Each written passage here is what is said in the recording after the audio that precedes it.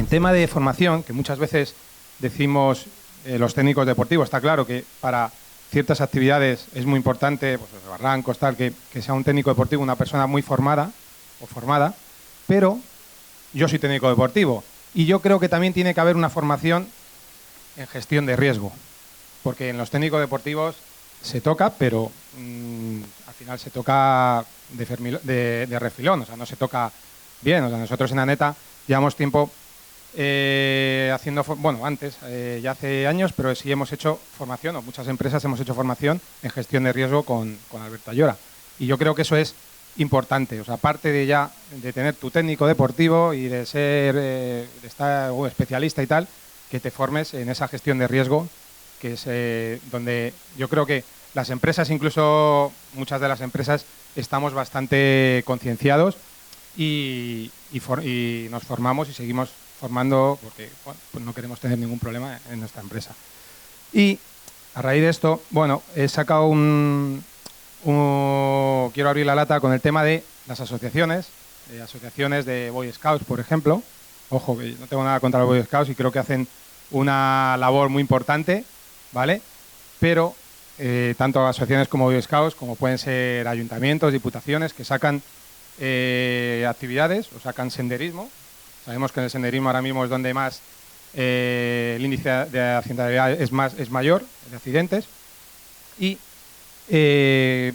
quiero comentar, bueno, que vosotros me comentéis, porque de hecho hace poquito, este mismo fin de semana, han hecho un rescate en Madrid, en La Pedriza, de 18 niños, eran todos Boy Scouts, con 5 monitores.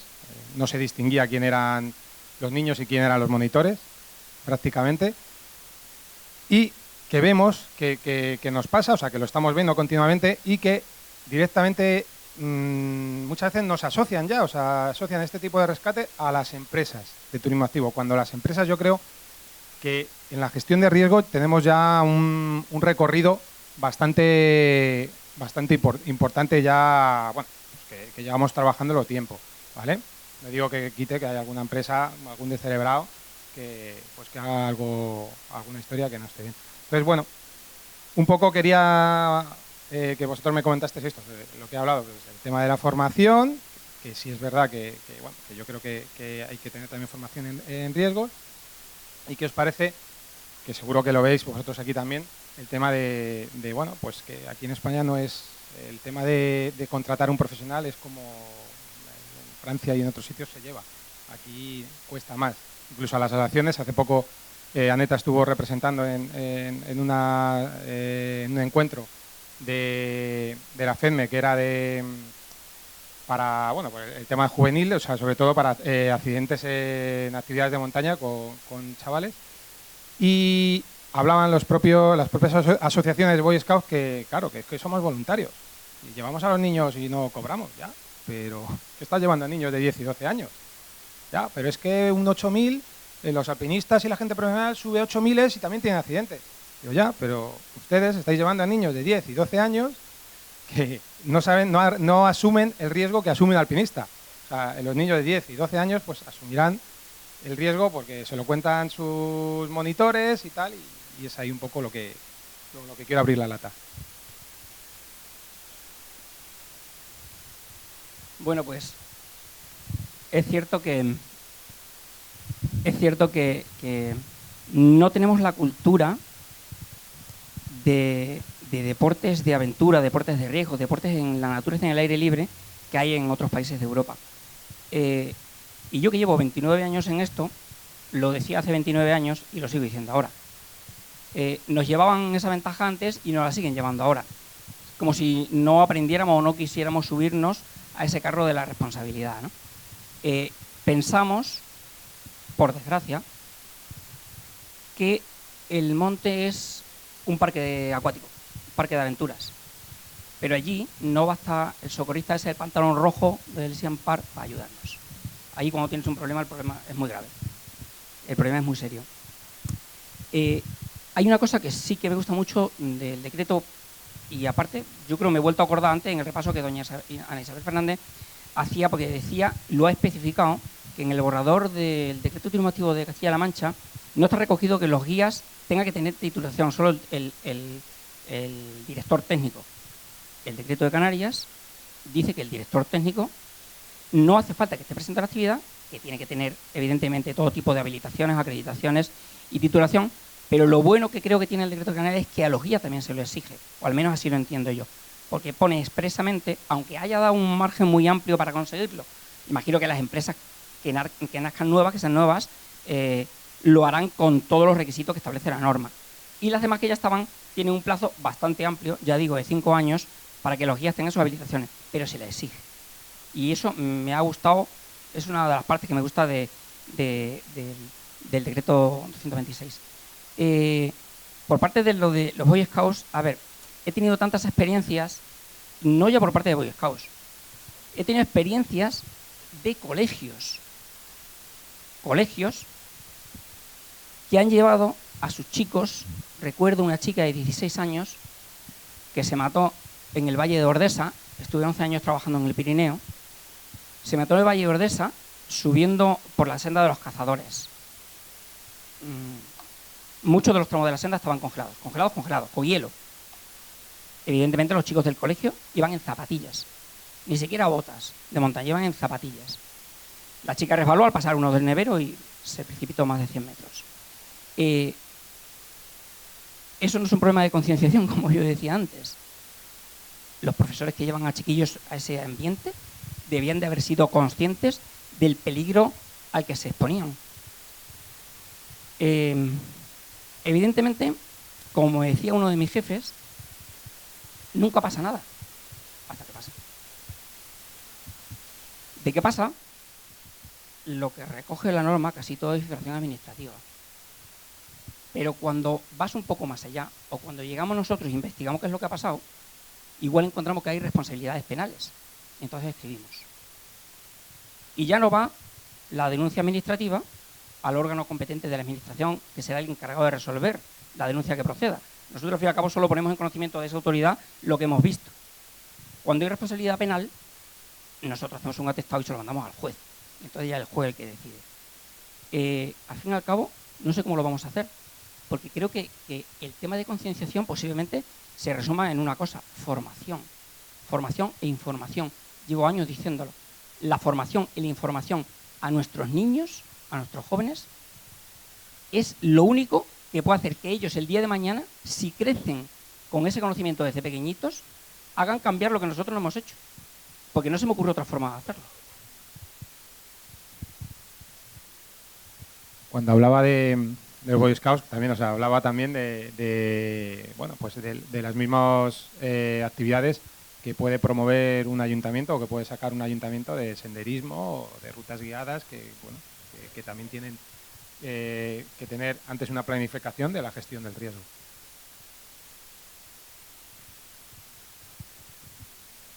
Bueno, yo creo que ya lo he dicho todo. No sé si hay alguna pregunta o... Bueno, buenos días. Soy Antonio de la Rosa. Tengo una empresa de turismo activo en la Sierra de Madrid y además soy bombero, aunque ahora actualmente en excedencia.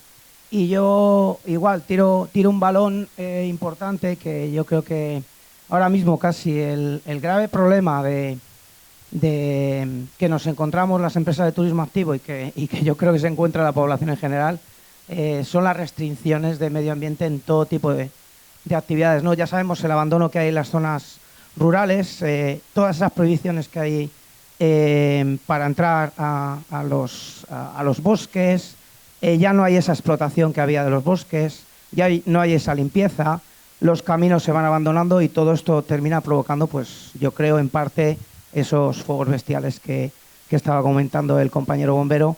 Y luego encima te encuentras con parques nacionales que dicen que las bicicletas de montaña pues tiran chispas, ¿no? Y provocan incendios en los bosques, ¿no? Yo creo que ahí medio ambiente en vez de regular está restringiendo en exceso el uso del monte, no dejando hacer trabajo y limitando demasiado y encima provocando este grave problema que yo creo que hay ahora mismo del abandono del proteccionismo de esa montaña que al final pues viene en decremento de todos, ¿no?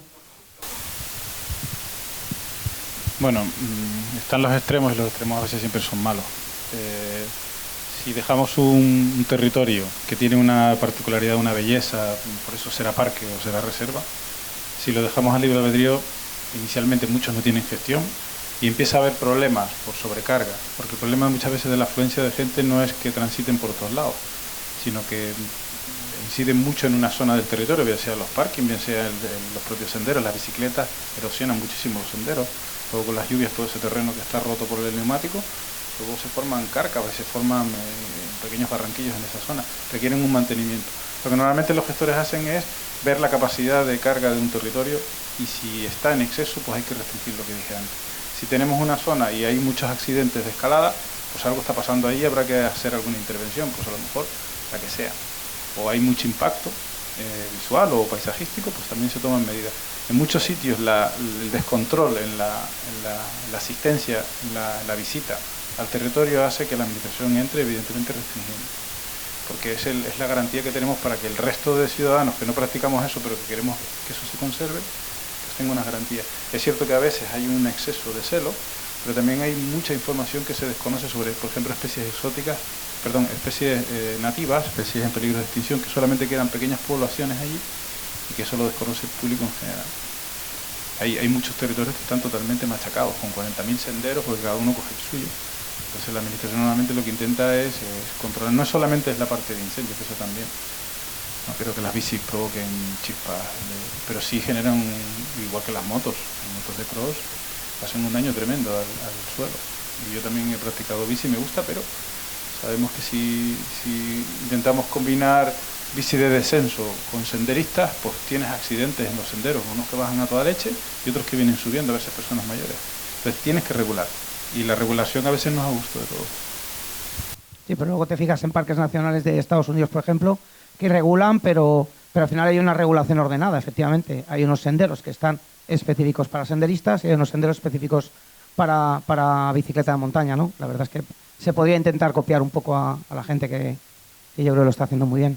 Y se copia muchísimo. A veces se copia mal y otras veces se copia bien y otras veces no se hace nada hasta que no viene el problema.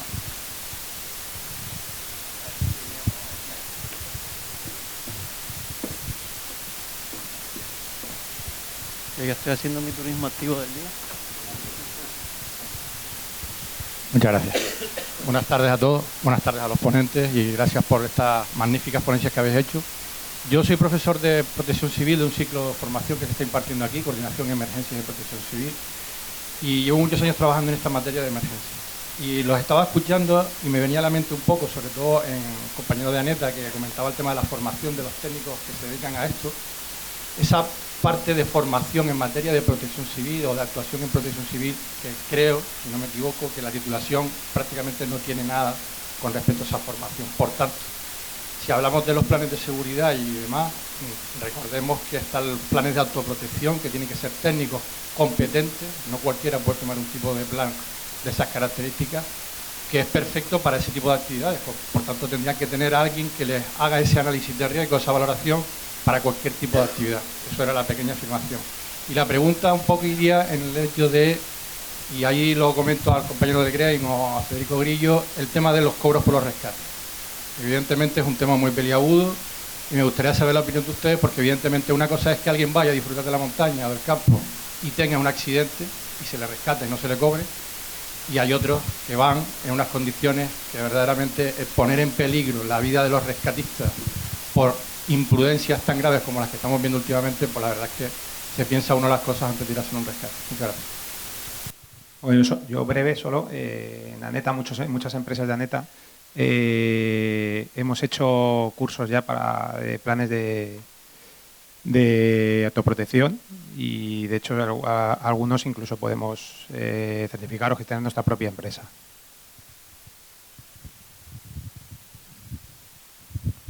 Sí, a ver, lo de la ley de tasas daría para montar otro congreso. Yo no sé la vez que me han preguntado por ese tema. A ver, yo desde el primer momento, como nosotros no cobramos, porque pertenecemos a la Administración Central del Estado y el servicio que presta la Guardia Civil es completamente gratuito, no conozco todo el fondo de la cuestión y lo que me ha interesado en conocer, sí que he podido averiguar que esa ley está para cierto tipo de actividades, no para todas las actividades, para unos supuestos muy concretos, que son bastante restrictivos, que también de todos los expedientes que se han instruido, muy pocos han llegado a término. Hay que tener en cuenta que llevamos varios años y que yo sepa, creo que a término, creo que la última vez que me lo dijeron, creo que eran 5 expedientes, que se hubieran cobrado creo que solo 3. Yo no sé si eso ha variado, porque estos datos pueden variar de un día para otro, pero realmente son muy pocos los que se han instruido, los que se han llevado a término y los que se han cobrado. El primero fue el famoso del accidente con el caballo, aquí en Gran Canaria. No sé si fueron 3.000 o 5.000 euros o algo así. Pero claro, ¿con qué ánimo se hizo esa ley? ¿Preventivo? ¿Restrictivo? Porque si recurrimos a la estadística, igual el 70% de los accidentes de montaña lo tienen turistas. Turistas extranjeros, a los que la Fiscalidad Española no les dice nada. Se pueden ir de rositas de aquí sin haber pagado el rescate. No sé si habrá alguna forma de cobrarlo, pero creo que es difícil de cobrarlo. No es como las denuncias de tráfico, que la pagan en el momento o te inmovilizan el coche allí. En el monte es distinto. Entonces, ¿por qué si el mayor porcentaje de accidentes lo tienen los extranjeros, somos los españoles los que tenemos que pagar por la ley de tasas? Es otra reflexión. Te digo que daría para montar un congreso entero. Buenas tardes, Humberto. Yo vengo de las emergencias y mi pasión por la montaña me está llevando para dedicarme a ello y lo combino. Yo creo que hay que organizarse. Las empresas deberían tener primeros intervinientes. Yo no creo que haga falta, como el decreto de Canarias, la ley, que sean certificaciones profesionales. Yo me estoy certificando como socorrista acuático y me está costando y llevo 20 años. Con lo cual, yo creo que las empresas o bien contratan a un profesional para según qué actividad, pero creo excesivo que se le exija a los profesores o monitores que sean o que tengan los 2 años de CP que se exigen para esa especialidad. Me refiero al TES, técnico de emergencia sanitaria, y al socorrista acuático. Al resto sí, si quieres ser monitor de windsurf o de kitesurf o lo que sea, pues sí, tu título. Y otra cosa, yo creo que se deberían gestionar, no sé, quizás un protocolo, un teléfono WhatsApp, un número donde todas esas empresas que radiquen en esta isla, por ejemplo, o sea extrapolable a otras comunidades, reciban puntualmente a diario o cuando sea cualquier alerta que se edite o cualquier accidente que se esté produciendo en ese momento en un barranco, en una playa, por alguna actividad deportiva, alguna empresa o algún fenómeno meteorológico adverso o en este caso incendios, para que esa empresa, ese monitor, esa monitora en ese momento, ese día o 3 días antes reciban su teléfono esa información. Deberíamos organizarnos, deberíamos informar a la gente que nos visita a Canarias y a cada comunidad las características de ese lugar, lo que somos islas oceánicas, con lo cual las corrientes marinas son importantes, los peligros de nuestros barrancos, la idiosincrasia y todo lo que conlleva los peligros objetivos y subjetivos en la montaña y en todas las actividades. Y que no se exija ni se lean, porque yo sé, yo en seguridad también me paso, pero exigir tanto sin informar, yo creo que eso se nos escapa, se nos va, hay muchas palabras. Por lo cual yo creo que con carteles bonitos, con información en la llegada al aeropuerto, en los hoteles, en las salidas, está usted entrando en un barranco de difícil acceso, en caso de lluvia, abandónelo, en caso de que la temperatura sea superior a, no entre, etcétera, etcétera. La información también salva vidas.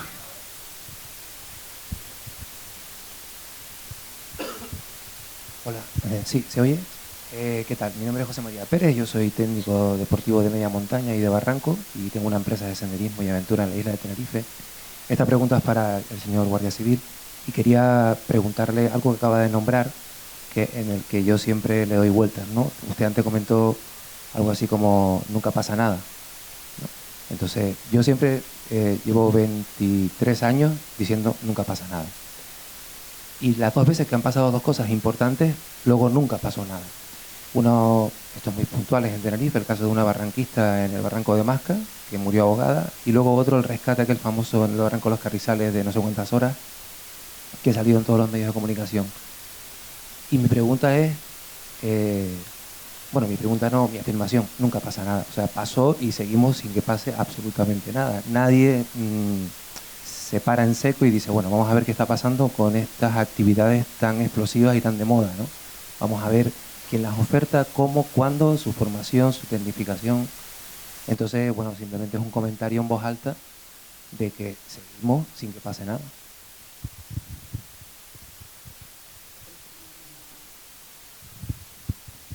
Sí, mira, imagino que la barranquista que te refieres no fue en el barranco de Masca, fue en el barranco de Madre del Agua, por encima del pueblo de Masca, una chica francesa. Sí. Y el otro es el chico yugoslavo de noviembre del año pasado.